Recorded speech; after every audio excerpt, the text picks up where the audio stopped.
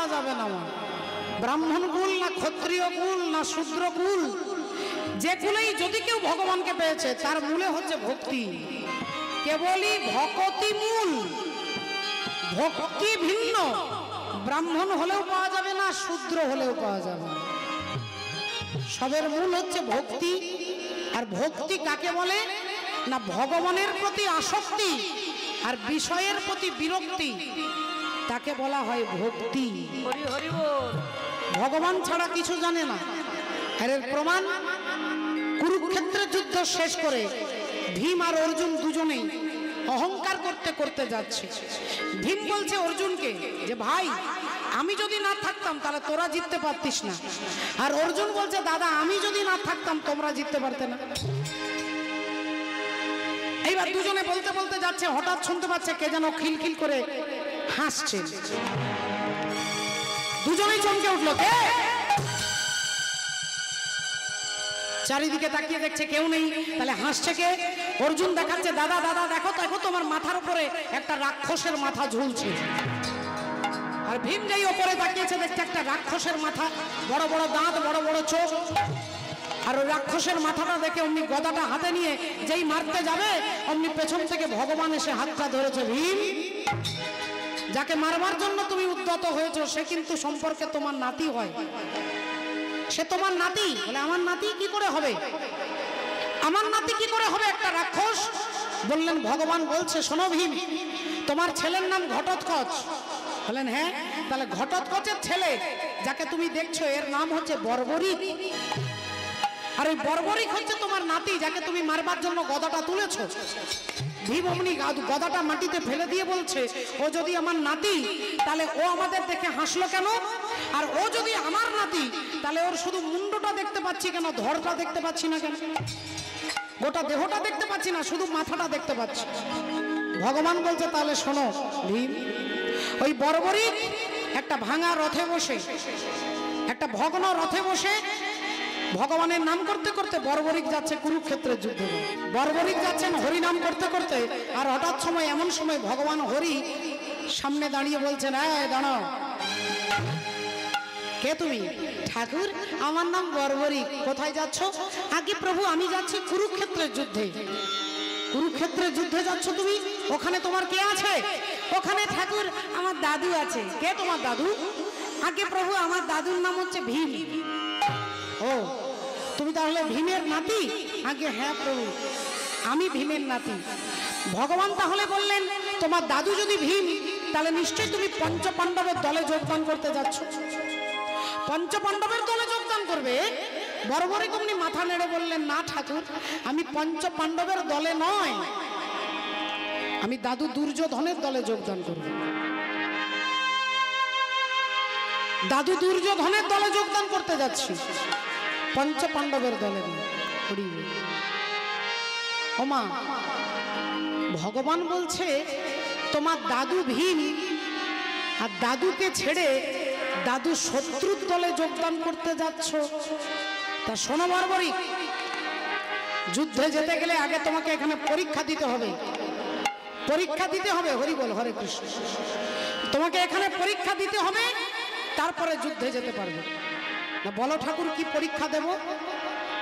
বলেন, ওই যে গাছটা দেখতে পাচ্ছ, তেঁতুল গাছ, ওই তেঁতুল গাছে যতগুলো পাতা আছে, একটা বান মেরে গাছের সমস্ত পাতাগুলোকে ছিদ্র করতে হবে।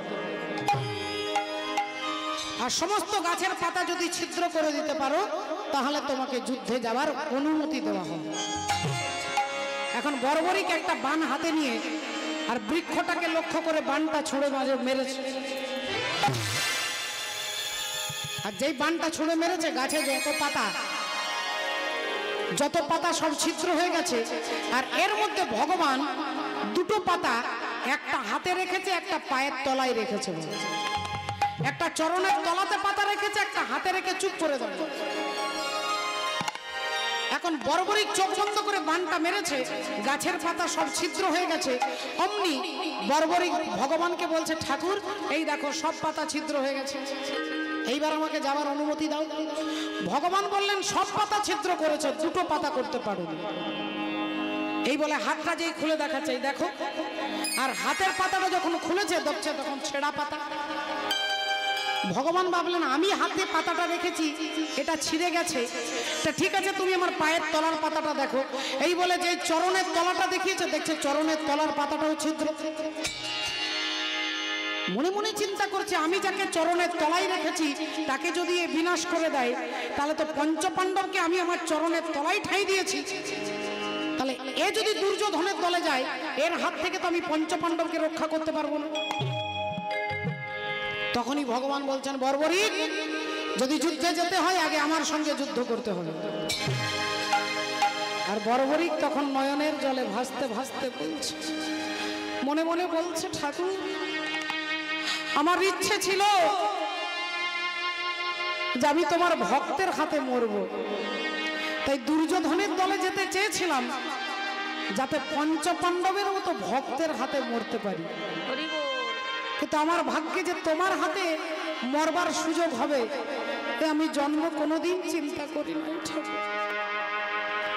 চোখের জলে নয়ন ভেসে যাচ্ছে কিন্তু মুখে আনন্দ হাসি। বললেন ঠিক আছে প্রভু, তাহলে তোমার সঙ্গে যুদ্ধ করতে হবে যখন, তাহলে নাও আমি তৈরি হয়ে আছি। ধনুর্বাণ হাতে নিয়ে দাঁড়িয়েছে আর ভগবান সুদর্শন চক্রটাকে বলছে যাও ওর মস্তক ছিন্ন করে দাও। আর যেই সুদর্শন চক্রটাকে ছেড়ে দিয়েছে, সুদর্শন চক্র গিয়ে বর্বরিকের মুন্ড থেকে দেহটাকে আলাদা করে দিয়েছে। এবার কাটা মুন্ডটা যখন পড়ে যাচ্ছে, মাটিতে পড়ে যাচ্ছে, তখন চিৎকার করে বলছে, ভগবানের নাম উচ্চারণ করছে, তিনি সর্বান্তর্যামী, তিনি শক্তি দাতা, তিনি কৃপা না করলে এই হাত পা ইন্দ্রিয় কোনো কিছুই কাজ করবে না। মা আজকে ডাকাত হরিদাস যখনই বলেছে তার স্ত্রী, সে চলে গেছে ভাগবত শুনতে আর ইনি যাচ্ছে 7:30টার সময়। সবাই শান্ত হয়ে গেছে, ধীর স্থির হয়ে গেছে। পাঠক মশাই পাঠ শুরু করেছে, এখানেও শুরু হবে 5টা থেকে। তার ঠিক পাঠক মশাই আজকে পাঠে ভাগবতীয় কথা বলছে, সবাই চুপচাপ শুনছে। ডাকাত হরিদাস মন্দিরের পেছনে একটা গাছ আছে, ওই গাছের আড়ালে একটুক্ষণ দাঁড়িয়ে আছে। আর ইতিমধ্যে পাঠক মশাই বলছে যে ভগবান শ্রীকৃষ্ণচন্দ্র সখাদেরকে নিয়ে গোষ্ঠে গরু চড়াতে এসেছে, মা যশোদা ভগবানকে সাজিয়ে দিচ্ছে। তা যে গয়নাগুলো দিয়ে সাজাচ্ছে, একটা গয়নার দাম 9 লক্ষ টাকা, একটা গয়নার দাম 9 লক্ষ টাকা। এরকম 9টা গয়না দিয়ে ভগবানকে সাজিয়ে দিচ্ছে। কারণ ভক্তরা শুনে আনন্দ পাচ্ছে, হাসছে। আর ডাকাত হরিদাস পেছনে দাঁড়িয়ে হিসেব করছে যে ছেলেটা গরু চড়াতে যাচ্ছে, তার মা নাকি 9টা গয়না পরিয়ে দিয়েছে, একটা গয়নার দাম 9 লক্ষ, তাহলে 9টা গয়নার দাম কত হবে? 81 লক্ষ টাকা। 81 লক্ষ টাকার গয়না পরে ছেলেটা গরু চড়াতে যাচ্ছে, এই তিনি হিসেব করছে। আর হিসেব করতে করতে ভাবছে তাহলে যারা ভাগবত শুনতে এসেছে তাদের সোনা দানা লুট করে কি হবে? যে ছেলেটা গরু চড়াতে যাচ্ছে তাকে যদি লুট করতে পারি, তাহলে 81 লক্ষ টাকা যদি পেয়ে যায়, আমার 14 পুরুষকে আর চুরি করতে হবে না। তা ভাবলো তাহলে আর এদেরকে চুরি করব না, এবার সরাসরি পাঠক মশাইকে জিজ্ঞাসা করব। এবার পাঠক মশাই পাঠ করছে, কানে কানে জিজ্ঞাসা করছে, ও পাঠক মশাই এই ছেলেটার নাম কি গো? আগে ওর নাম কৃষ্ণ। হরি বল, রাধে জয়। ডাক্তারবাবু চৈতালিদের কীর্তন শুনে উনি এই টাকাটা পুরস্কার দিয়েছেন, ওনাকে নামে জয়ধ্বনি করুন। জয় নিতাই, জয় হরি বল, রাধে রাধে।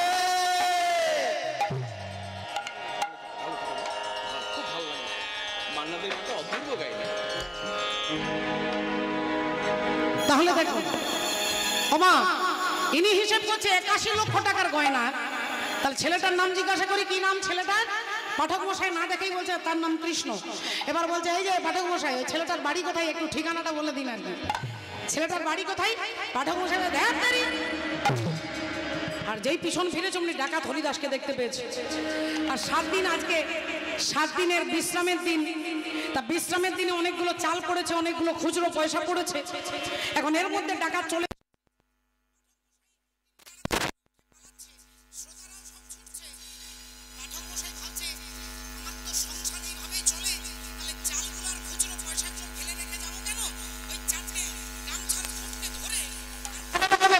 ধুতিটা ধরে এক লাফে সোজা ছুটতে ছুটতে পালিয়ে যাচ্ছে। ডাকাত হরিদাস পিছনে পিছনে যাচ্ছে, আরে দাঁড়ান না দাঁড়ান না। এখন পাঠক মশাই যদি ঘন্টায় 1 কিলোমিটার বেগে যায়, এখন 10 কিলোমিটার বেগে ছুটছে মানে। ডাকাতও যাচ্ছে পেছনে পেছনে, আরে দাঁড়ান দাঁড়ান দাঁড়ান। আর ভয়ে পাঠক মশাইয়ের গামছার যে 4টে খুঁট ধরেছিল একটা ছাড়া হয়ে গেছে। আর যেই ছাড়া হয়ে গেছে চালগুলো ঝরঝর করে পড়তে পড়তে যাচ্ছে। ডাকাত ভাবলো আজ জিজ্ঞাসা করতে হবে না, ওনার বাড়ির ঠিকানা এখান থেকেই পেয়ে যাবো, এখান থেকেই পেয়ে যাবো। হরি হরি। এইবার চালগুলো দেখতে দেখতে যাচ্ছে, এদিকে পাঠক মশাই বাড়ি এসে চিৎকার করছে, ও গিন্নি, ও গিন্নি দরজা খোলো। গিন্নি দরজা খুলে বলছে, এত চিৎকার করছো কেন, কি হয়েছে? পাঠক মশাই তাড়াতাড়ি ঢুকে বলছে, এই দরজা জানলা বন্ধ করো, বন্ধ করো। আরে দরজা জানলা কি বন্ধ করবো, আপনি বাড়িতে এসেছেন আর দরজা বন্ধ করবো কেন? একটু হাওয়া টাওয়া একটু ঠান্ডা হবে, ঘরে ঠান্ডা হাওয়া ঢুকবে। বললো, ঘরে যদি ঠান্ডা হাওয়া ঢোকাতে চাস তাহলে আমার ঘরের হাওয়া বেরিয়ে যাবে, দরজা বন্ধ কর। দরজা বন্ধ করেছে। আচ্ছা এবার কি হয়েছে বলুন। বলেন, আমার পেছনে ডাকাত হরিদাস আসছে। কি যে বলছেন স্বামী, আপনার পেছনে ডাকাত হরিদাস আসবে আপনার এই চাল আর খুচরো পয়সা নেওয়ার জন্য? আরে আসছে বলছি তো। আর বলতে না বলতে ডাকাত হরিদাস পৌঁছে গেছে। এই যে পাঠক মশাই, পাঠক মশাই তখন ব্লাড প্রেশার বেড়ে গেছে। মা স্ত্রীকে বলছে, দেখ আমার হাওয়া বার করতে এসেছে, দেখ। এরপরে স্ত্রী বলছে, স্বামী তুমি কিচ্ছু চিন্তা করবে না, আমি আছি, তোমার কোনো চিন্তা নেই, আমি আছি, আমি দেখছি। দরজা খুলেছে। কি হয়েছে বাবা? না পাঠক মশাইকে ডাকুন। না পাঠক মশাই এখন আর আপনার কাছে আসতে পারবে না, তাকে সেলাইন দিতে হবে। কেন? না ওনাকে বলে দিন ওনার কোনো ভয় নেই, ওনার পয়সা চুরি করতে আমি আসিনি। স্ত্রী গিয়ে বলছে, তোমাকে বলছিলাম না তোমার খুচরো পয়সা চাল নিতে আসেনি, তা কি করতে এসেছে, যাও, তোমার কোনো চিন্তা নেই। পাঠক মশাই বলছে, বাবা আমার কোনো দোষ নেই, আমি কি করব? ডাকাত হরিদাস বলছে, ধ্যাত্তেরি, আরে আপনি কি মুশকিল করলেন বলুন তো। আমি জিজ্ঞাসা করছি ওই যে ছেলেটার 9টা গয়না পরে, কি যেন নাম ভুলে গেছি, কি বললেন? আগে বাবা আমি বলছি না, ভাগবত বলছে তার নাম কৃষ্ণ। বাড়িটা কোথায়? আগে আমি বলছি না, ভাগবত বলছে বৃন্দাবন। তা এই দুটো কথা আপনাকে জানার জন্য এত দূর ছুটলেন আপনিও, আর আমাকেও ছুটতে হলো। তা ঠিক আছে, আপনি যখন একটা ভালো ঠিকানা দিয়েছেন, আমি আপনাকে কথা দিয়ে যাচ্ছি, যদি কৃষ্ণকে ডাকাতি করতে পারি তাহলে একটা গয়না আপনাকে দিয়ে যাব, কোনো চিন্তা নেই। ডাকাত হরিদাস বাড়ি এলেন। স্ত্রীকে এসে বলছে, গিন্নি এক কাজ করো, কতগুলো রুটি আর সবজি করে দাও, আমি আগামীকাল সকালবেলায় বৃন্দাবন যাব। মাধবী চমকে উঠেছে, স্বামী আপনি বৃন্দাবন? বলেন, হ্যাঁ, কৃষ্ণকে ডাকাতি করতে যাব। ছেলেটা 81 লক্ষ টাকার গয়না পরে, ওই ছেলেটার গয়নাগুলো যদি চুরি করতে পারি, আমি তোমার মাথায় হাত দিয়ে কথা বলছি, কথা দিচ্ছি, আমি আর 7 জন্মে কোনোদিন চুরি করব না। মাধবীর কি আনন্দ, ভাবছেন স্বামী আমার বৃন্দাবনে যাবে। তা বৃন্দাবনের ধুলাতে গিয়ে যদি একবার গড়াগড়ি দেয়, তাহলে আমার স্বামীর যদি চরিত্র পরিবর্তন হয়ে যায়। এই আনন্দে তিনি রুটি তরকারি করে একটা কাপড়ের মধ্যে বেঁধে স্বামীকে দিয়েছে। পরের দিন স্বামী সকালবেলায় বৃন্দাবনের উদ্দেশ্যে যাচ্ছেন, বৃন্দাবনের উদ্দেশ্যে যাচ্ছেন মাগো। তাই মনের আনন্দে বৃন্দাবন বলতে বলতে যাচ্ছে, কৃষ্ণ বৃন্দাবন, কৃষ্ণ বৃন্দাবন। তিনি যাচ্ছেন আজকে ভগবানকে চুরি করতে বল। আমরা এই ঘটনার প্রসঙ্গে আজকে আমরাও যাব, একটু হরি বল, আমরাও যাব রাধে রাধে উড়িয়া ভজনের মধ্য দিয়ে যাব জগন্নাথের গান শুনতে শুনতে। মতে করি দেন রে নন্দ লালা, মতে করি দেন রে নন্দ লালা, ও পুরী কেন্দ্র বালা।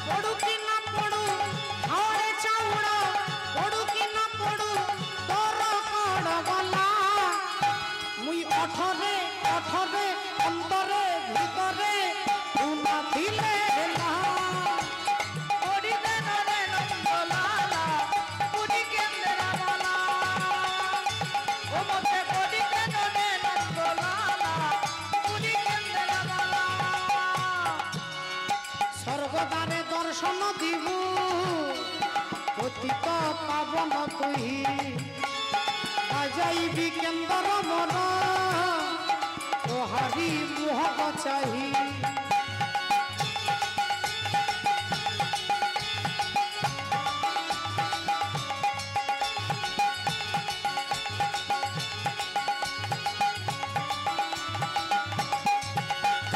স্বর্গদ্বারে দর্শন দিবু পতিত পাবন তুহি বাজাইবি কেন্দ্র মোর তোহারি মুহ চাহি ভাবরে বাঁধাবু জানিবি তো লাগি ভাবরে বাঁধাবু জানিবি তো লাগি জানিবি বেসুর হেলা মুই সুররে তালরে লয়রে ছন্দরে দিলে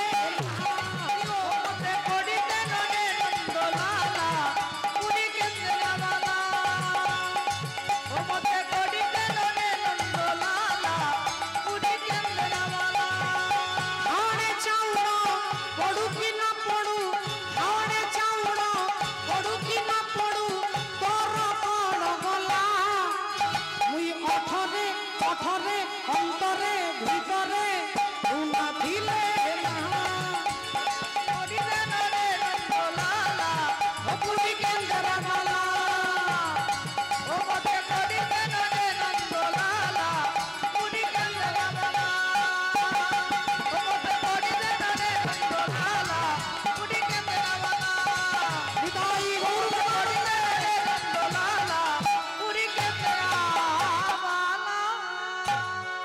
বৃন্দাবনের পথে যাচ্ছেন মা রুটি সবজি নিয়েছেন খাবারগুলো মাত্র ৬-৭ দিন চললো তারপরে শেষ হয়ে গেল এইবার হাঁটতে হাঁটতে বৃন্দাবন আর কৃষ্ণ কৃষ্ণ বৃন্দাবন বলতে বলতে তো তিনি যাচ্ছেন তা খাবার শেষ 15 দিন হয়ে গেল এখনো বৃন্দাবন পৌঁছাতে পারলাম না যাকে জিজ্ঞাসা করে সেই বলে আরেকটু আগে আরেকটু যাও তা এইভাবে ক্লান্ত হয়ে গেছে প্রচন্ড খিদে পেয়েছে একটা গাছের তলায় বসে ডাকাত হরিদাস শুধু কৃষ্ণ বৃন্দাবন এটা মুখস্থ রাখছে কেন না যদি নামটা ভুলে যাই তাহলে এত দূর এলাম ছেলেটাকে চুরি করতে পারবো না তাই নামটা যাতে মনে থাকে কৃষ্ণ আর বৃন্দাবন কৃষ্ণ আর বৃন্দাবন গাছের তলায় বসে আছে প্রচন্ড খিদে পেয়েছে ক্লান্ত হয়ে গেছে আর হরি নামে স্বয়ং ভগবান হরি তিনি একটা ছোট্ট বালক রূপ ধারণ করে বাঁকে করে দধি দুগ্ধ ছানা বিক্রি করবেন বলে ডাকাত হরিদাসের পাশ দিয়ে যাচ্ছে আজ কাঁধে লইয়ে দধি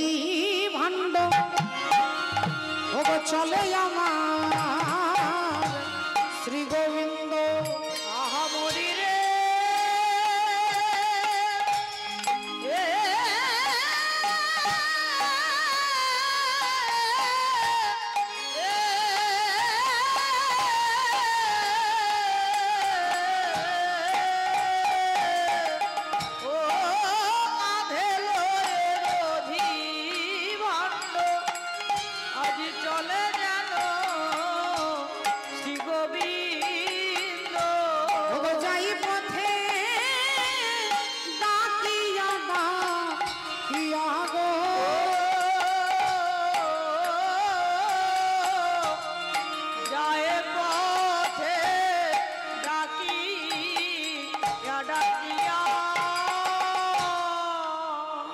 ভগবান গোয়ালা সেজে রাস্তা দিয়ে যাচ্ছে আর উনি ডাকাত হরিদাস ডাকছে এই ছেলে এই শোন শোন শোন বাবা তোর কাছে কি কি আছে রে না ক্ষীর আছে সর আছে ছানা আছে যা চাইবে বলল আমার বড় খিদে পেয়েছে রে বাবা তা আমিও তো বিক্রি করতে যাচ্ছি নাও কি নেবে নাও ডাকাত বলল তোর কাছে তো আছে কিন্তু আমার কাছে তো নেই কি নেই না আমার পকেটে তো পয়সা নেই তা তুই কি আমাকে এক ভাণ্ড দই দিতে পারবি চিন্তা নেই আমি যে যাচ্ছি কৃষ্ণকে ডাকাতি করতে যদি ডাকাতি করতে পারি তোকে একটা গয়না দিয়ে যাব কোনো চিন্তা ভগবান মনে মনে বলে বেটা আমারই চুরি করবে আর বাবা আমাকেই দেবে বলে ঠিক আছে তোমাকে বিশ্বাস করছি তোমার যখন খিদে পেয়েছে তা এ নাও এক ভাণ্ড দই নাও ভগবানও দিয়ে দিয়েছে ডাকাত হরিদাস খেয়ে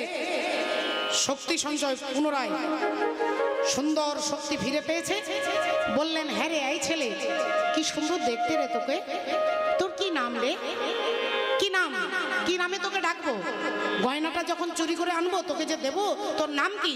বালক কহে গো বই আমি এই গ্রামেতে বসি, বালক কহে গো বই আমি এই গ্রামেতে বসি, বালক কহে গো বই আমি এই গ্রামেতে বসি। আমারও গ্রামেতে কেহ না রহে উপবাসী, আমারও গ্রামেতে কেহ না রহে উপবাসী, আমারও গ্রামেতে কেহ না রহে উপবাসী। আচ্ছা তাহলে তোর সঙ্গে পরে দেখা হবে। ডাকাত হরিদাস আবার কৃষ্ণ বৃন্দাবন বলতে বলতে এগিয়ে যাচ্ছে। এবার কিছু দূর এসে জিজ্ঞাসা করছে, আচ্ছা বৃন্দাবন আর কিতনে দূর হ্যাঁ, আর কিতনা দূর হ্যাঁ বৃন্দাবন? একজন বললো, আরে ये तो যমুনা জি হ্যাঁ, যমুনা জি পেরিয়ে যাও, এ পাটটা মথুরা ও পাটটা বৃন্দাবন। ডাকাত হরিদাস এলেন যমুনার কাছে, কিন্তু পার যে হবে একটা তো নৌকো দরকার, কোথাও মাঝি দেখতে পাওয়া যাচ্ছে না। হঠাৎ দেখছেন একজন দূরে একজন মাঝি, ছোট্ট একটা বালক, তিনি আর কেউ নয় বাবা, অখিল ব্রহ্মাণ্ডের যিনি মাঝি, যিনি ভব পারাপার করে, সেই পরমাত্মা হরি আজকে মাঝি সেজে একটা নৌকো নিয়ে বসে আছে। ডাকাত হরিদাস তাকে বলছে, এই যে ও মাঝি পার করে দেবে? জগতের নাথ কর পার হে, জগতের নাথ কর পার, জগতের নাথ করো পার হে, জগতের নাথ করো পার। জগতের নাথ কর পার হে, জগতের নাথ কর পার।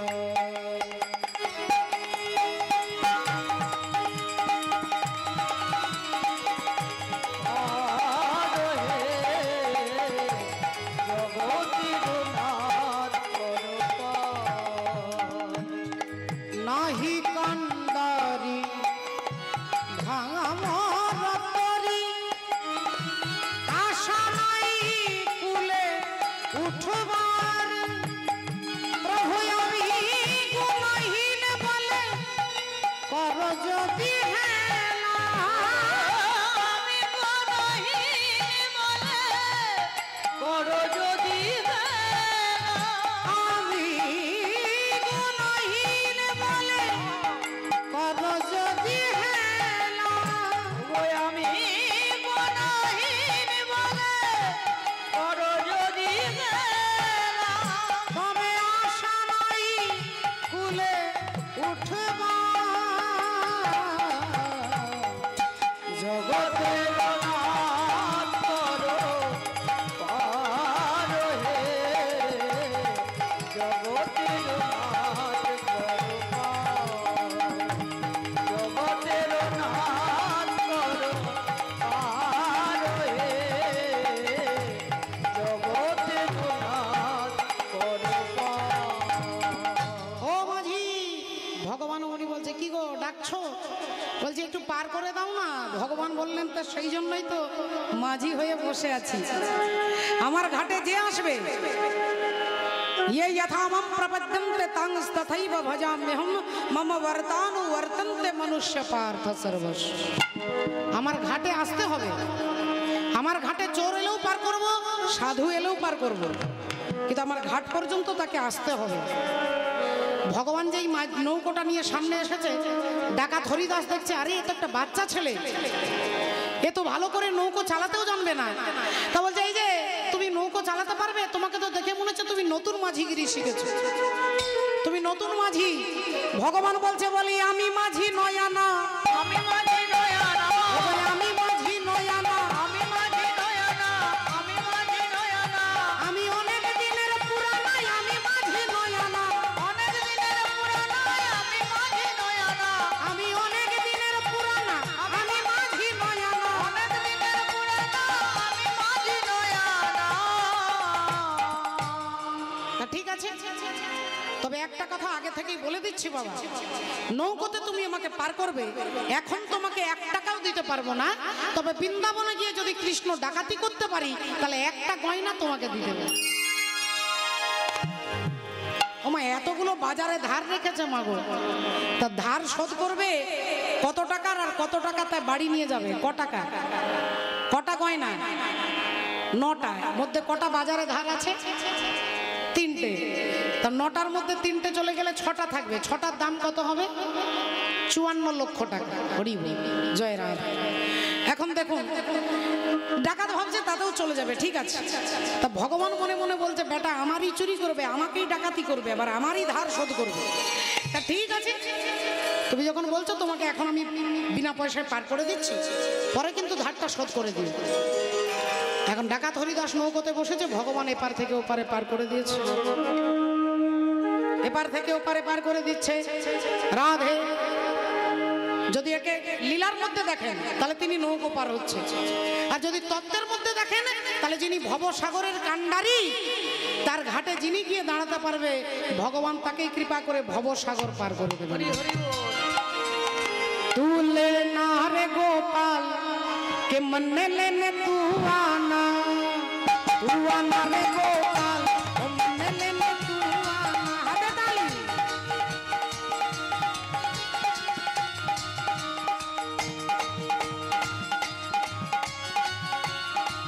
हे तू आना रे गोपाल के मन लेने तू आना।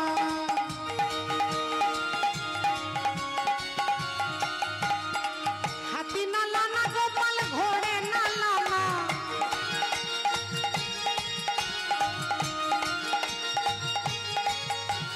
শোনো হে গোবিন্দ, যেদিন যাব সেদিন হাতের পিঠে চেপে যাব না, ঘোড়ার পিঠে চেপে যাব না, সেদিন তুমি এসে আমাকে হাতে ধরে পার করে নিয়ে যাবে। হাতি না ঘোড়া গোপাল, ঘোড়ে না লানা, হাতি না লানা, ঘোড়ে না লানা।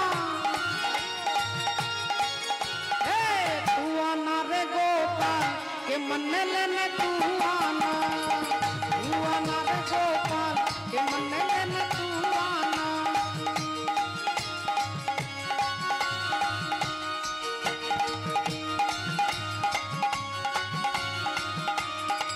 तेरे संग मैं तो रात रचाऊंगी, तेरे संग मैं तो रास रचाऊंगी,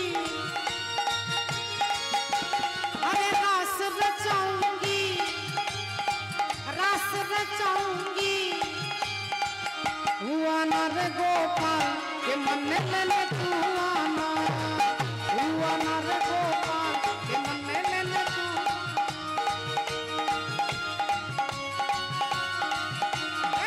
तू आना रे गोपाल के मन लेने तू आना।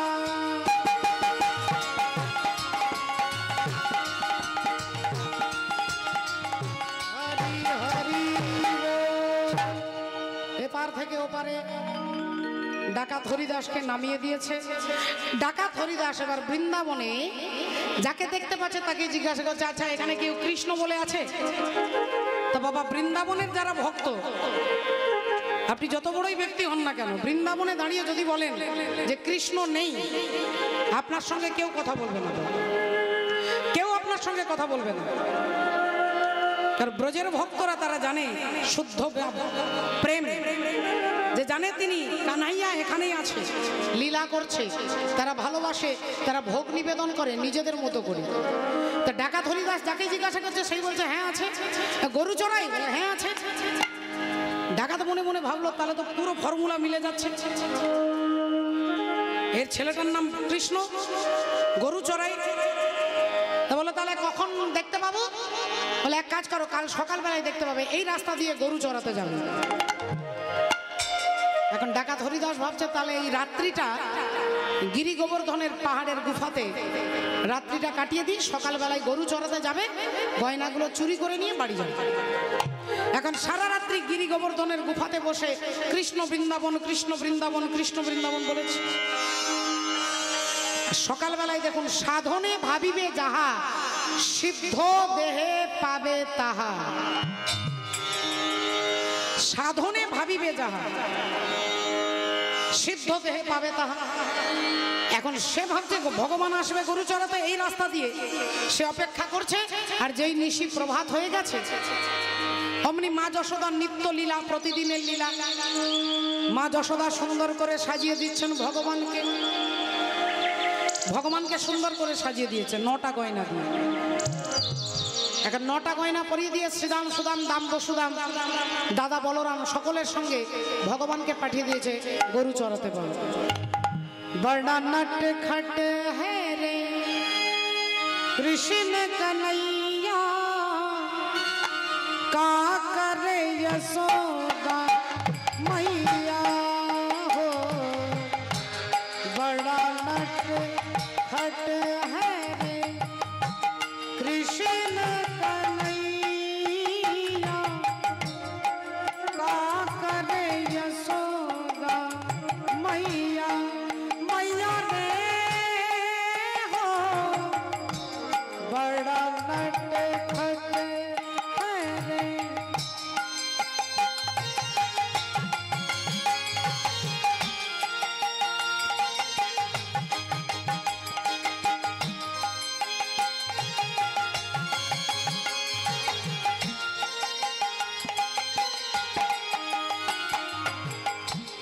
ढूंढे रे अखियां उसे चाहो, जाने कहाँ छुप गयो नंद किशोर। उड़ गया जैसे जैसे पुरवैया, का करे यशोदा मैया। मैया रे हो बड़ा नट खट है रे कृष्ण कन्हैया, का करे यशोदा मैया। मैया रे हो बड़ा नट खट है रे, बड़ा नट खट है रे, बड़ा नट खट। ভগবানকে সাজিয়ে দিয়েছে। ভগবান সখাদের সঙ্গে গোষ্ঠে গরু চড়াতে যাচ্ছে। এখন মা কি হয়েছে দেখুন, যাচ্ছেন বটে, এখন গরু হাম্বা হাম্বা করে চিৎকার করছে, রাখাল বালক হ্যাট হ্যাট করছে। ডাকাত হরিদাসের ধ্যান ভঙ্গ হয়ে গেছে। তিনি ভাবছে এই রাস্তা দিয়ে গরু চড়াতে যাবে বলেছে, তাই রাস্তার মাঝখানে দাঁড়িয়ে বাহু প্রসারিত করে দাঁড়িয়েছে। বাহু প্রসারিত করে দাঁড়িয়েছে। এখন এরা যখন আসছে, ডাকাত হরিদাস এদেরকে জিজ্ঞাসা করছে, তোমারা নাম কৃষ্ণ? হ্যাঁ, তোমার নাম কৃষ্ণ? আগে না, আমার নাম শ্রীদাম। হ্যাঁ, তোর নাম কি? আমার নাম সুবল। হ্যাঁ, তোর নাম কি? আমার নাম লবঙ্গ। যা বাবা, আরে তোদের মধ্যে কৃষ্ণকে? বলে কৃষ্ণকে খুঁজছো, সে তো পেছনে আছে। তাড়াতাড়ি ভিড় ঠেলে ডাকাত হরিদাস ভেতরে গিয়ে দেখছে একটা ছেলে, গায়ের রং কালো, হাতে বাঁশি আর মুখে হাসি। আহা, বলে এই ছেলে, এই তোর নাম কৃষ্ণ? হ্যাঁ। তাড়াতাড়ি গামছাটা কোমর থেকে খুলে মাটিতে নামিয়ে আর এক একটা গয়না খুলছে আর গামছাতে রাখছে, খুলছে আর রাখছে, খুলছে আর রাখছে। একটা, দুটো, তিনটে, চারটা, পাঁচটা, ছটা, সাতটা, 7টা গয়না খুলেছে, 2টো বাকি আছে। আর সেই 2টো গয়না হচ্ছে 2টো চরণের নুপুর। তা 2টো নুপুর খুললেই সব হয়ে যাবে। নুপুরগুলো এবার খোলার চেষ্টা করছে, কিছুতেই খুলছে না। চেষ্টা করছে, কিছুতেই খুলছে না। টান দিচ্ছে, খুলছে না। হাতে টেনে চেষ্টা করছে, তাও খুলছে না। ভাবলেন তাহলে কি করি, কি করি, কি করি? এক কাজ করি, দাঁত দিয়ে খোলার চেষ্টা করি। ডাকাত হরিদাস যেই দাঁত দিয়ে চরণের নুপুরটা খুলবে, অমনি ভগবানের চরণের ধুলা ডাকাত হরিদাসের বদনে লেগেছে। তার চরণের ধুলা ডাকাত হরিদাসের বদনে। রাধে রাধে। ওমা, আজ এই গোবিন্দের চরণের ধুলা ডাকাত হরিদাসের বদনে লেগেছে। তিনি চেষ্টা করেও খুলতে পারছেন। বলছে, এই ছেলে, এই তোর নুপুর 2টো খুলতে পারছি না, আমার বাজারে 3টে ধার আছে, আমি তো পাবো মোট 6টা। এর মধ্যে 2টো যদি খুলতে না পারি, 4টে নিয়ে আমার কি হবে? এই তোর নুপুরগুলো খোলা যাচ্ছে না কেন? ভগবান বলে, আমি কি করব, মা তো টাইট করে দিয়েছে।